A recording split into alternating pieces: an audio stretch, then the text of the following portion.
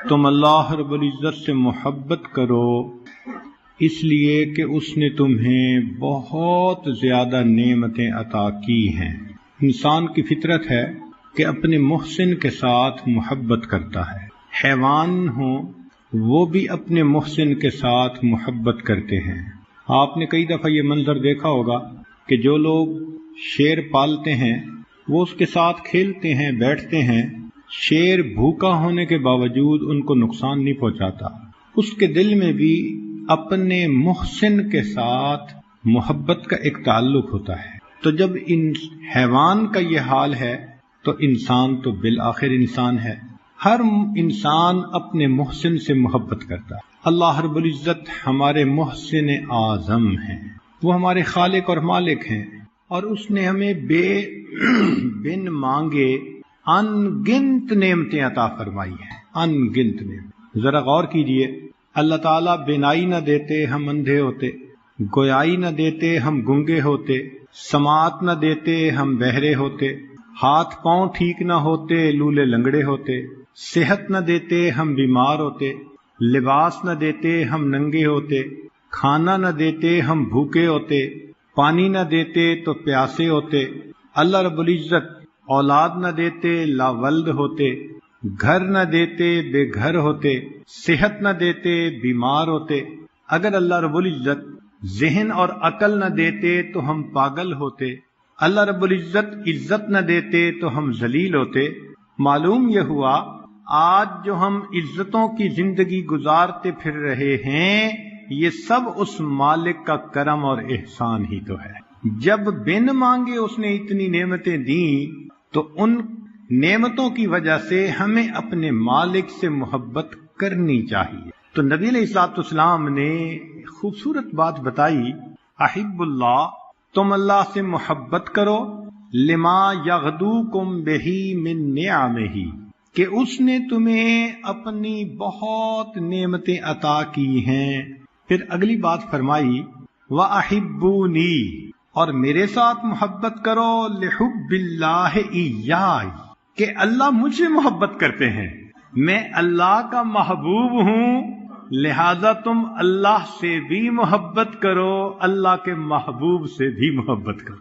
سیدنا علی رضی اللہ عنہ فرمایا کرتے تھے، الہی ما عبدناک خوفا من نارک، میں نے آپ کی عبادت جہنم کی آگ کے ڈر کی وجہ سے نہیں کی، ولا طمعا فی جنتک، نہ آپ کی جنت کی طمع میں نے آپ کی عبادت کی، ولکنی وجدتک اہل للعبادہ، اے اللہ میں نے آپ کو واقعی عبادت کا مستحق پایا ہے، آپ کو سجتی ہے یہ بات کہ مخلوق آپ کے سامنے سجدہ ریز ہو، اس لیے میں آپ کی عبادت کرتا ہوں۔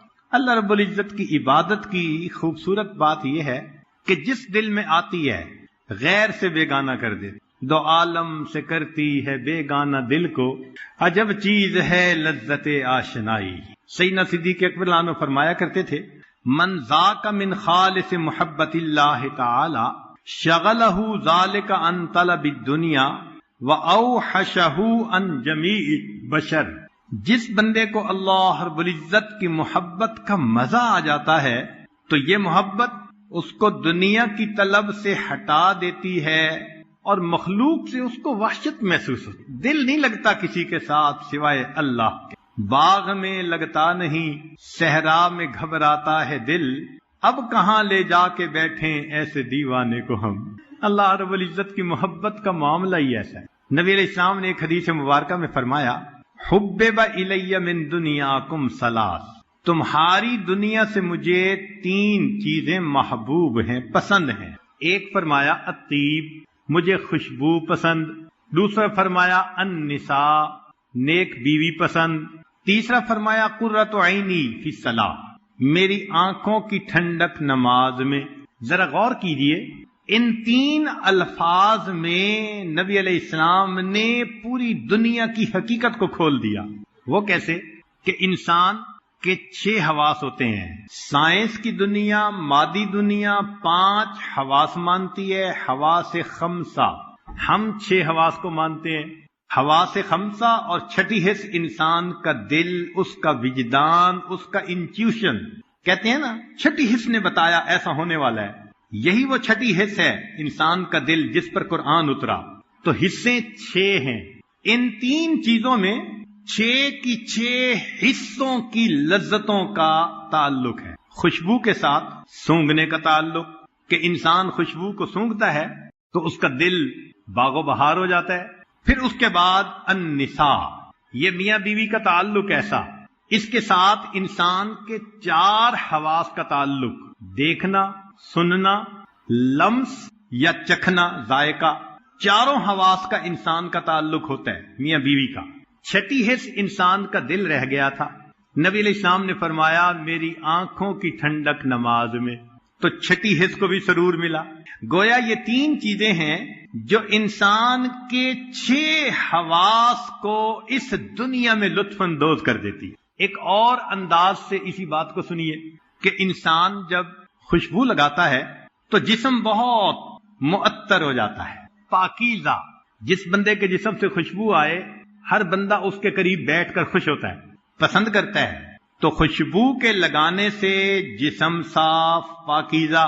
پھر میاں بیوی کے تعلق کے ساتھ انسان کی سوچ کا تعلق، لہذا ایسا انسان جو ازدواجی زندگی گزارتا ہو اس کی سوچ پاک ہو جاتی ہے، شیطانی شہوانی خیال اس کو پریشان نہیں کرتے، اس لیے کہ بھوک لگے تو بندہ کھانا کھائے، انسان کی سوچ پریشان کرے تو وہ اپنا تعلق جوڑے۔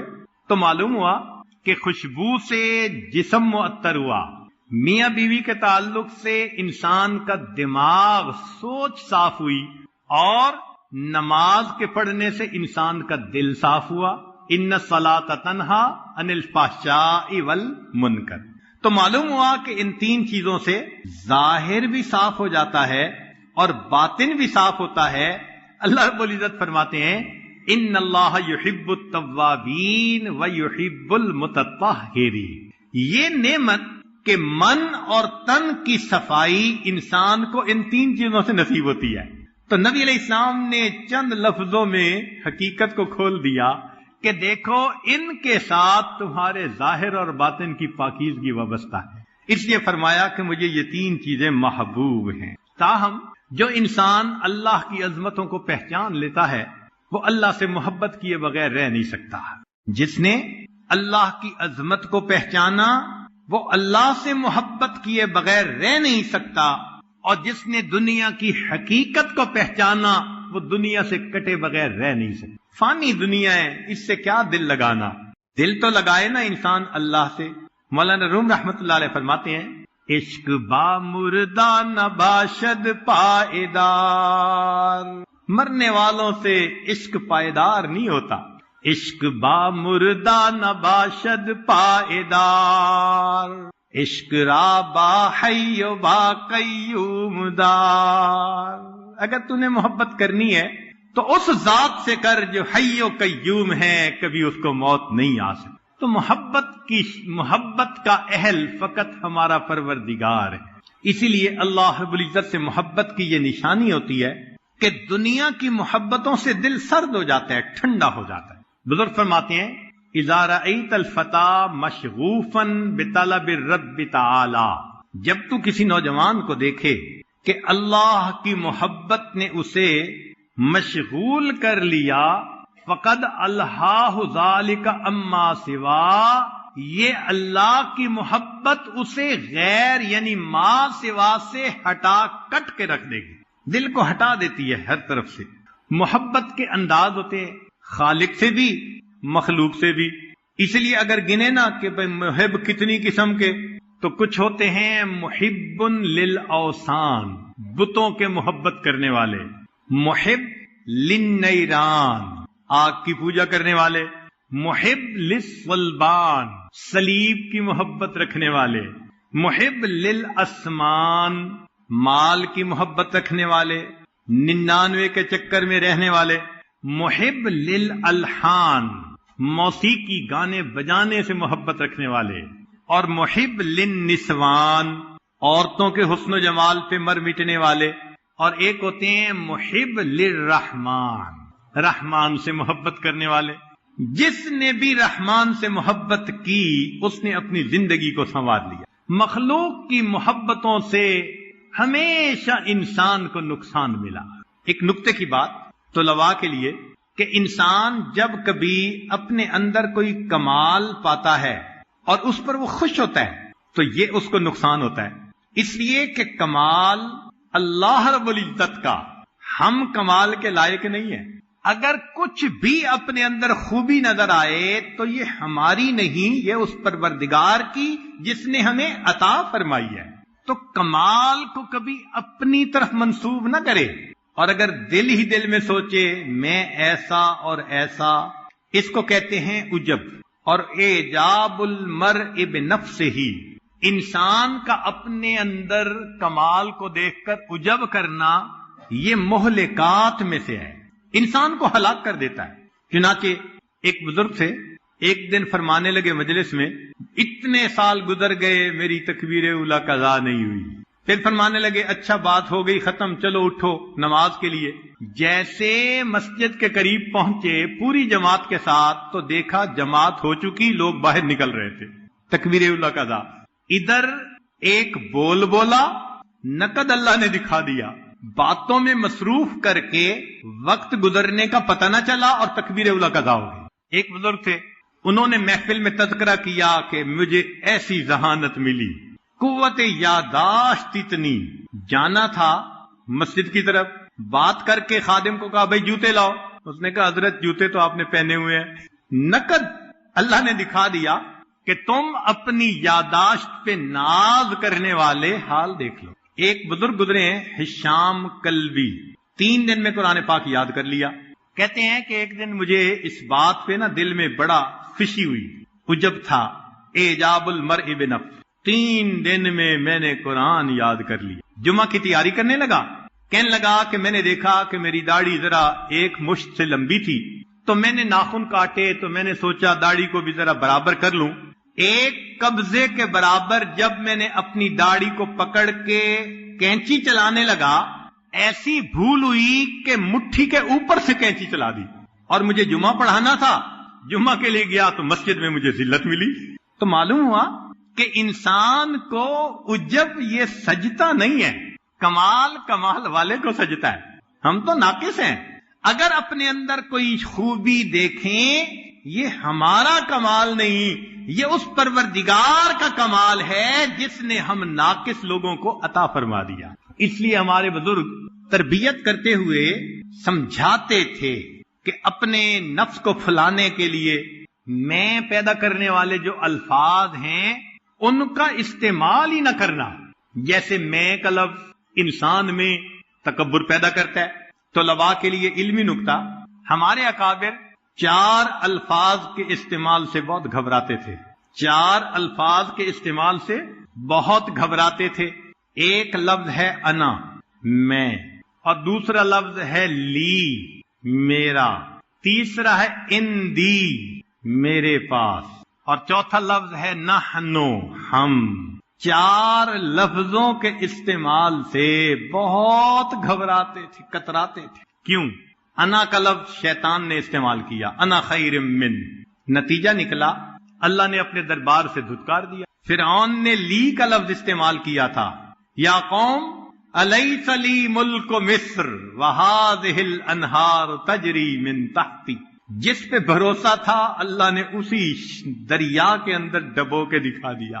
اور اندی یہ لفظ قارون نے استعمال کیا تھا کہ یہ جو میرے پاس مال ہے، انما اوتیتم علی علم من عندی، یہ تو میرے پاس علم تھا، میں بزنس مین ہوں، میں نے بڑی اچھی ڈیل کی، میں نے مال خون پسینے کی کمائی کی. تو اندی کا لفظ استعمال کیا، نتیجہ کیا ہوا؟ مال سمیت اللہ نے زمین میں دھسا دیا. اور نحنو یہ لفظ یوسف علیہ السلام کے بھائیوں نے، نحن عصبہ، ہم گروپ ہیں، بڑے جماعت ٹولہ ہیں. کیا ہوا؟ بالآخر یوسف علیہ السلام کے سامنے اپنے ماتھے کو زمین پر ٹیکنا پڑ گیا. تو ہمارے اکابر سمجھاتے ہیں نہ اپنے دل میں اپنی خوبیوں سے خوش ہو بلکہ اللہ کا شکر ادا کرو، اور نہ اپنے اندر عجب پیدا ہونے دو. اور ایک دوسری بات کہ محبت کے دو انداز، ایک ہے نفسانی شیطانی محبت، یہ تو حرام، انسان کے لیے دنیا اور آخرت کا نقصان، اور ایک ہے جائز محبتیں۔ دیکھا یہ گیا ہے کہ محبت جائز بھی ہو تو کاسٹ پے کرنی پڑتی ہے، محبت جائز بھی ہو تو اس کی قیمت چکانی پڑ جاتی ہے۔ ذرا غور کیجئے، آدم علیہ السلام کو حابیل سے محبت تھی، قابیل نے اس چیزوں کو انسان اپنی آنکھوں سے دیکھتا نہیں مگر نشانیوں سے پہچان جاتا ہے کہ معاملہ کیسے ہے۔ ایک آدمی گھر بند کر کے کہیں سفر پر گیا، جب واپس آیا تو دیکھا کہ کمرے کے دروازے کھلے ہوئے تھے، جو بیگ تھے وہ مسنگ تھے اور جیولری اس میں سے غائب تھی۔ آنکھ سے اس نے کچھ نہیں دیکھا، لیکن ان نشانیوں سے وہ سمجھ گیا کہ میرے گھر چوری ہو گئی ہے۔ بلکہ کس راستے سے چور آیا وہ یہ بھی پہچان لیتا ہے کہ جی باہر کا دروازہ بند تھا تو لگتا ہے کہ چور چھت سے نیچے اتر کے آیا ہے۔ اب کون چور ہے اس کے لیے پاؤں کے نشانات دیکھے جاتے ہیں، اور ایسے لوگ ہوتے ہیں جو پاؤں کے نشانات کو پہچانتے ہیں، وہ چور کو واک کروا کے پہچان لیتے ہیں کہ اتنے بندوں میں سے یہ چور ہے۔ چنانچہ حدیث مبارکہ میں آتا ہے کہ جب نبی علیہ السلام نے ہجرت فرمائی تو مکہ کے لوگوں نے نبی علیہ السلام کو تلاش کیا، تو انہوں نے قدموں کے نشان جاننے والے ایک بندے کو بلایا، اور وہ بندہ ان کو مکہ مکرمہ سے نشانات دیکھ کر غار ثور کے دروازے اوپر لے کے آیا۔ اس نے کہا جی کہ یہاں تک پاؤں کے نشانات آتے ہیں، آگے پتہ نہیں۔ اب پہلی بات تو یہ تھی کہ وہ اگر یہاں تک آتے ہیں تو غار کے اندر بندہ ہونا چاہیے، مگر اللہ تعالیٰ نے غار کے دروازے پر ایک مکڑی کو جالا بنانے کا حکم دے دیا، اور ایک کبوتری نے اس میں انڈے بھی دے دیے۔ تو ان کفار نے جب دیکھا اس کے دروازے پر تو جالا لگا ہوا ہے، کبوتری نے انڈے دیے ہوئے ہیں، اس کا مطلب ہے کہ کوئی بندہ اس کے اندر داخل نہیں ہوا۔ سیدنا صدیق اکبر فرماتے ہیں کہ وہ لوگ اتنا قریب تھے کہ ہم ان کی آوازیں سن رہے تھے اور ان کے قدموں کو دیکھ رہے تھے، اگر وہ جھک کے دیکھتے تو شاید ہم تک ان کی نگاہ پہنچ جاتی، مگر اللہ نہیں چاہتے تھے، لہذا وہ نبی علیہ السلام کو نہیں دیکھ سکے۔ تو قدموں کے نشان سے اور باقی نشانیوں سے انسان معاملے کی حقیقت تک پہنچتا ہے۔ اب اللہ تعالیٰ اس کائنات کے خالق اور مالک ہیں، ہم ان کو آنکھ سے دیکھ نہیں سکتے، کان سے ان کی آواز سن نہیں سکتے، وہ ہمارے فہم و ادراک سے بھی بلند و بالا ہے، مگر نشانیوں سے اللہ کو پہچانا جا سکتا ہے۔ جو آیت مبارکہ قرآن مجید کی تلاوت کی گئی، اللہ تعالیٰ ارشاد فرماتے ہیں سنریہم آیاتنا، ہم ان کو عنقریب دکھائیں گے اپنی نشانیاں، فی الآفاق، آفاق کہتے ہیں جو انسان کے باہر کا جہان ہے، وفی انفسہم، اور ان کے اپنے اندر بھی، حتی یتبین لہم انہ الحق، حتیٰ کہ ان کے اوپر حق جو ہے وہ کھل کر واضح ہو جائے گا۔ اب یہ بات کی جا رہی ہے 1400 سال پہلے، جب سائنس کی بنیاد ہی نہیں پڑی تھی، دنیا ڈاکٹری کو نہیں جانتی تھی، سائنسی ترقی بالکل نہیں تھی۔ اس وقت قرآن مجید نے ایسی باتیں بتائیں جن کو آج کی سائنٹیفک دنیا تسلیم کرتی ہے، تو یہ اللہ تعالیٰ کی قدرت کی نشانیاں ہیں۔ قرآن مجید صداقتوں کا مجموعہ، سچائیوں سے بھری ہوئی جماعت، ultimate realities of the universe, اللہ نے کائنات کی صداقتوں کو قرآن میں اکٹھا کر دیا ہے۔ قرآن مجید میں اللہ تعالیٰ فرماتے ہیں کہ ہم نے زمین اور آسمان کو پیدا کیا، تم ذرا آنکھ اٹھا کر دیکھو، ہل تری من فطور، تمہیں زمین و آسمان کی پیدائش میں کوئی کمی نظر آتی ہے، کوئی نقص نظر آتا ہے؟ اور فرمایا کہ اگر ایک دفعہ نظر نہیں آتا تو دوبارہ آنکھ اٹھا کے دیکھو، فرجع البصر کرتین ینقلب الیک البصر خاسئا وحسیر، تمہاری نگاہ ناکام واپس لوٹے گی اور تمہیں میری تخلیق میں کوئی کمی نظر نہیں آئے گی۔ اب اللہ نے ایسی کائنات کو بنایا جس میں کوئی کمی ہے ہی نہیں، اور آج اتنا عرصہ گزر گیا، کوئی پوائنٹ ایسا نہیں جہاں انسان یہ کہہ سکتا ہو کہ جی کائنات میں یوں ہونا چاہیے تھا اور یوں ہے، غلطی ہو گئی، گنجائش ہی نہیں ہے، چونکہ اللہ نے پرفیکٹ سسٹم بنایا ہے۔ اللہ تعالیٰ ارشاد فرماتے ہیں قرآن مجید میں خلق الارض فی یومین، اللہ نے زمین کو 2 دن میں پیدا کیا، تو زمین کی پیدائش 2 دن میں ہوئی، پھر اللہ نے اس کے اندر برکت رکھی، فی 4 ایام، 4 دنوں کے اندر، یعنی کل زمین آسمان کی پیدائش میں 6 دن لگے، 2 دن زمین کو پیدا کرنے میں اور 4 دن اس کے اندر برکتیں رکھنے میں، زمین کے اندر کیمیکل کا تناسب متعین کرنا، اس میں سونے کی کانیں، کاپر کی کانیں، کوئلے کی کانیں، پتھر ہیں، پہاڑ ہیں، ہیرے جواہرات کے خزانے ہیں، اللہ نے اس میں 4 دن لگائے اس کو بنانے میں۔ اور کیسا اللہ نے بنایا یہ سسٹم کہ آج اربوں کھربوں سال گزر گئے ہیں زمین کو بنے ہوئے، سبزیاں اگتی ہیں، درخت اگتے ہیں، پھل اگتے ہیں، زمین کے نمکیات میں کوئی فرق نہیں آیا۔ ایسا کبھی نہیں ہوا کہ جی فلاں جگہ اب پوٹاشیم ختم ہو گیا ہے لہذا وہاں پر اب درخت نہیں اگ سکتے۔ کوئی 1-2 سال کی بات نہیں، اربوں کھربوں سال۔ سائنس کے حساب سے زمین 15 ارب سال پہلے بنی، تو 15 ارب سال سے اس کے اوپر درخت اگ رہے ہیں، مگر اللہ نے جو کیمیکل ہیں ان کا تناسب ایسے رکھا ہے کہ اس میں آج تک کوئی کمی نہیں۔ کوئی نہیں کہہ سکتا جی کہ نائٹروجن ختم ہو گئی لہذا اب پودے جو ہیں وہ اپنا پھل نہیں دے سکتے یا پودے اپنا پھول نہیں دے سکتے، ایسا ہرگز نہیں ہے۔ اللہ کتنا بڑا ہے جس نے زمین کے اندر تناسب کو اتنا اچھا بنایا کہ آج اربوں سالوں کے بعد بھی زمین کے اوپر پھل اگتے ہیں، سبزیاں اگتی ہیں اور زمین کاشت کے قابل ہے۔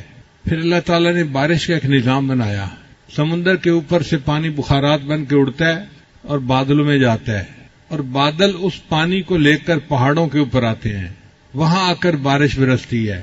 پھر وہ پانی پہاڑوں سے نیچے آتا ہے اور میدانی علاقوں میں دریاؤں کی شکل میں بہتا ہوا پھر واپس سمندر میں آ کے گرتا ہے۔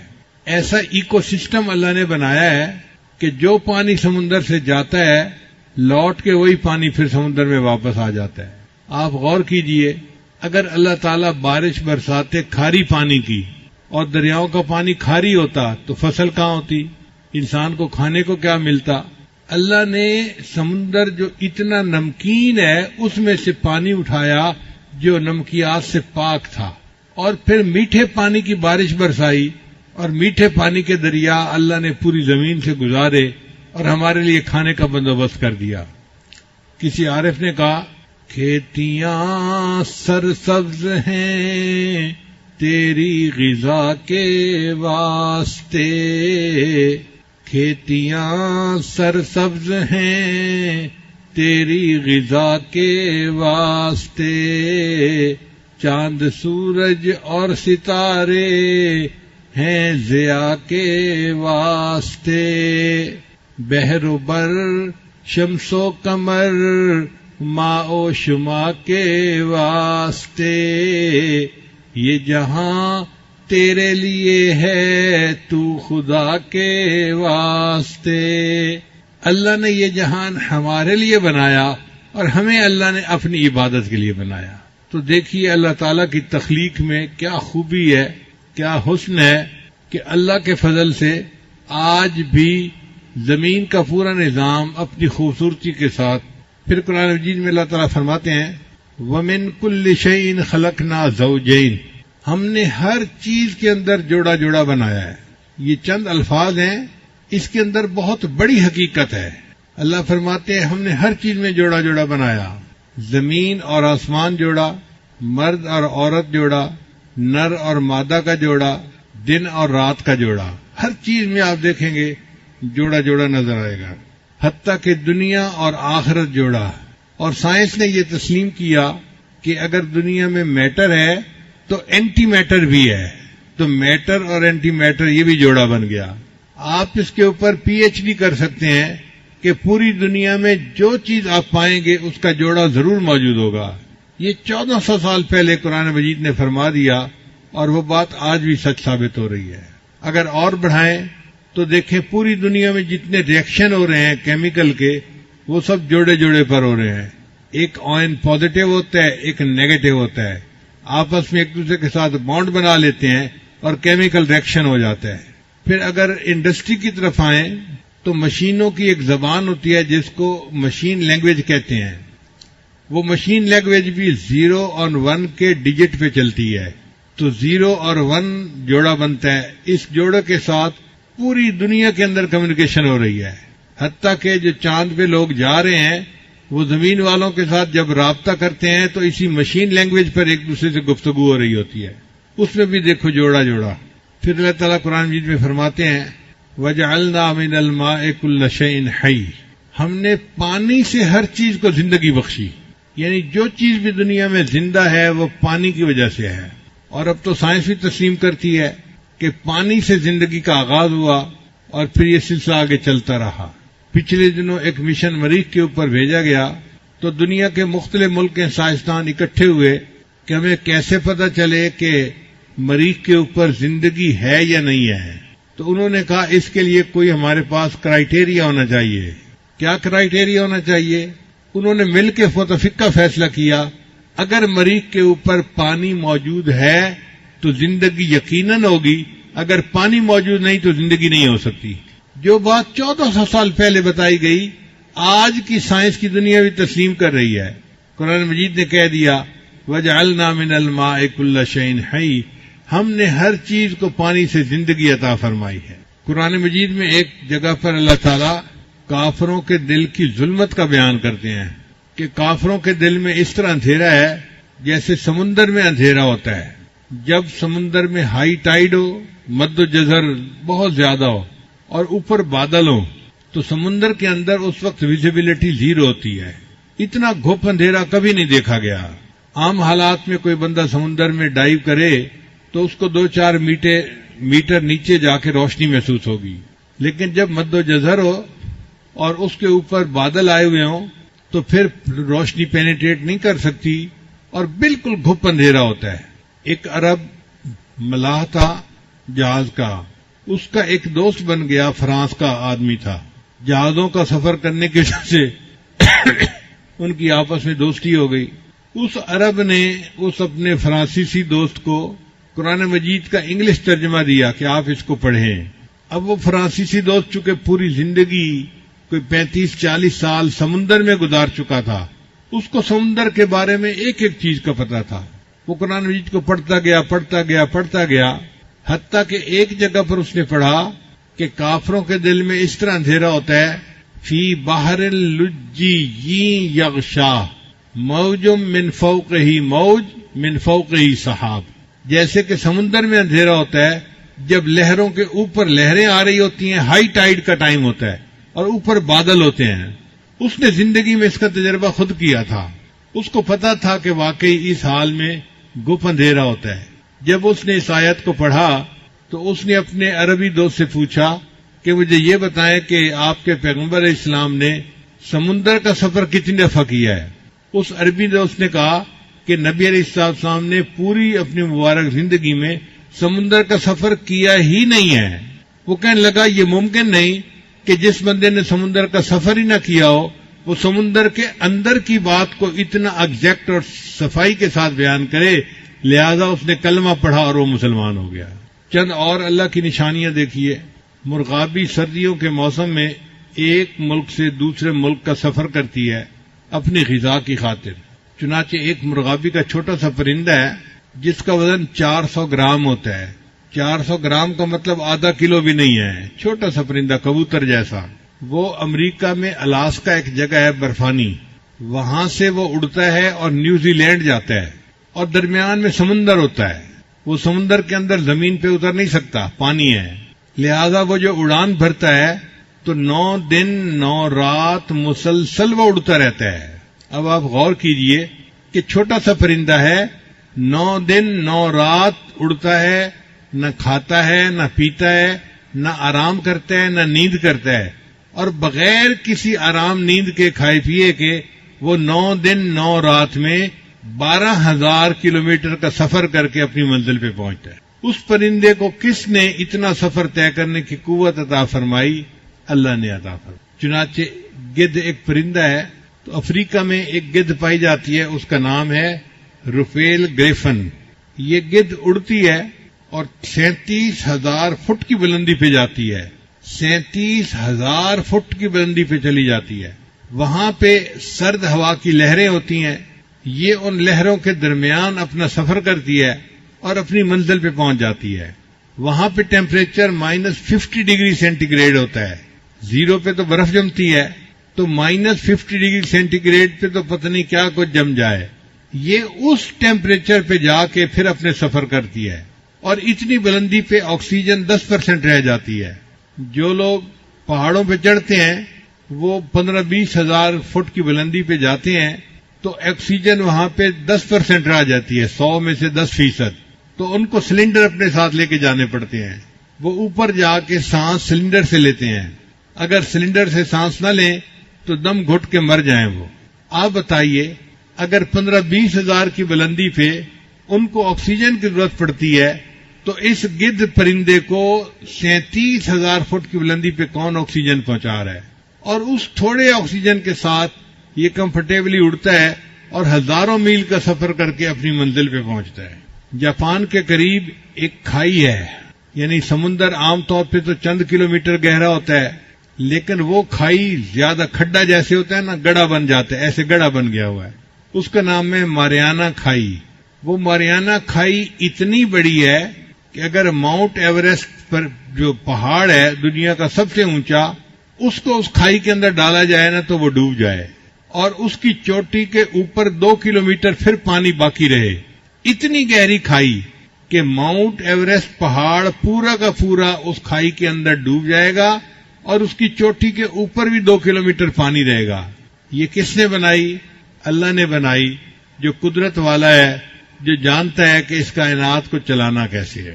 جب اللہ تعالیٰ نے فرعون کو پانی میں ڈبویا تھا تو ڈوبتے ڈوبتے فرعون نے دعا مانگی تھی کہ اے اللہ میں موسیٰ اور ہارون کے رب پہ ایمان لایا، تو اللہ نے فرمایا کہ نہیں، آن اب دیر ہو گئی، اب تیرا ایمان قبول نہیں۔ پھر اللہ نے فرمایا کہ آج تیرے جسم کو ہم نجات دے دیں گے، الیوم ننجیک ببدنک لمن خلفک آیا، تاکہ بعد میں آنے والوں کے لیے تیرا جسم جو ہے وہ عبرت کی نشانی بنے۔ لشکر بھی ڈوب گیا، فرعون بھی ڈوب گیا، اور یہ سب پانی کے اندر رہے، اور پانی کے اندر کتنا عرصہ رہے؟ 3000 سال پانی میں پڑے رہے۔ اس کو کہتے ہیں بحیرہ احمر۔ 3000 سال فرعون کی لاش پانی میں رہی۔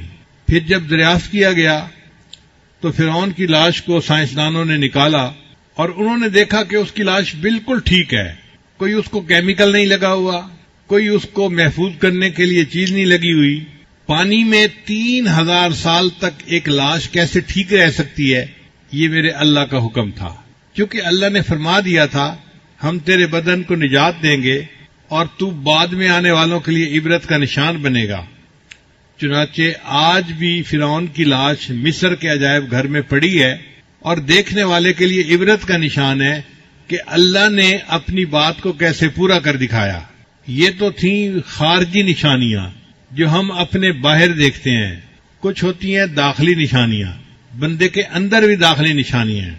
ان میں سے ایک نشانی یہ ہے کہ اللہ نے انسان کو دماغ عطا فرمایا۔ دماغ جو ہے یہ 73% پانی ہے اور 16% یہ چربی ہے۔ 1 کھرب نیورون کے ساتھ 10 کھرب گیل خلیے ہوتے ہیں۔ یہ جو نیورون ہیں یہ انفارمیشن پاس آن کرتے ہیں، اور جو دوسرے خلیے ہیں وہ انفارمیشن کو پروسیس کرتے ہیں۔ کتنا انفارمیشن کو پروسیس کرتے ہیں؟ 1 سیکنڈ میں انسان کا دماغ جس بات کام کو کر لیتا ہے، اس کو کرنے کے لیے جو اس وقت دنیا میں سب سے فاسٹ کمپیوٹر ہے اس کو سپر کمپیوٹر کہتے ہیں، تو 40,000 کمپیوٹر مل کر کام کریں تو 40 منٹ میں جا کے وہ اس بات کو پروسیس کر سکیں گے جس کو دماغ 1 سیکنڈ میں پروسیس کر لیتا ہے۔ نہیں، سوری میں نے غلط کہا، 80,000 سپر کمپیوٹر مل کر پروسیس کریں تو 40 منٹ میں اس کو پروسیس کر سکیں گے۔ اب بتائیے دماغ کی کتنی قوت ہے؟ 1 سیکنڈ میں وہ اتنی انفارمیشن پروسیس کر لیتا ہے کہ جس کو پروسیس کرنے کے لیے 80,000 سپر کمپیوٹر چاہیے، اور ان کو بھی 40 منٹ لگیں گے اس کو پروسیس کرنے میں۔ انسان کا دماغ 10 واٹ کی بجلی سے چلتا ہے، اور دماغ کی جو میموری ہے وہ 25 لاکھ جی بی ہے۔ آج کل تو 5-10 جی بی پہ ہی لوگ خوش پھرتے ہیں کہ جی بڑی میموری مل گئی، 10 جی بی مل گیا، 15 جی بی مل گیا۔ دماغ کی میموری 25 لاکھ جی بی ہے جو اللہ نے بنایا ہے۔ تو یہ دماغ اللہ کی نشانیوں میں سے ایک نشانی ہے۔ جتنا ہم اس پر غور کرتے ہیں ہمارا دل گواہی دیتا ہے کہ واقعی ایسے دماغ کو بنانے والا اللہ خود کتنا عقل مند ہوگا۔ وہ خود کتنی صفات کا حامل ہوگا. پھر اس کے بعد انسان کی آنکھ